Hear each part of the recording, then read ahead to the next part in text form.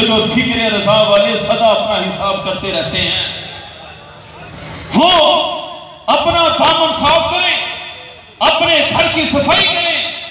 اور یہ یاد رکھیں وہ سارے مل کر فتنہ حویلیاں کو زندہ کرنا چاہتے ہیں۔ جس فتنہ حویلیاں کو ہمارے تمام مشائخ نے دبایا تھا،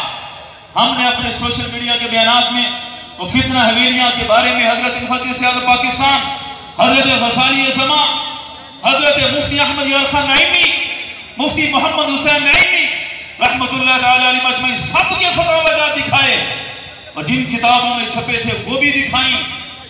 ان کے جو تحریری قلمی فتاوی جات تھے وہ بھی موجود ہیں۔ سارے جس فتنہ کو رافضیت کا گھر قرار دے رہے ہیں، یا آج کے آستانے سارے مل کر فساد اہل سنت کے نام پر فارمولہ پیش کرتے ہوئے اس فتنہ کو زندہ کرنا چاہتے ہیں۔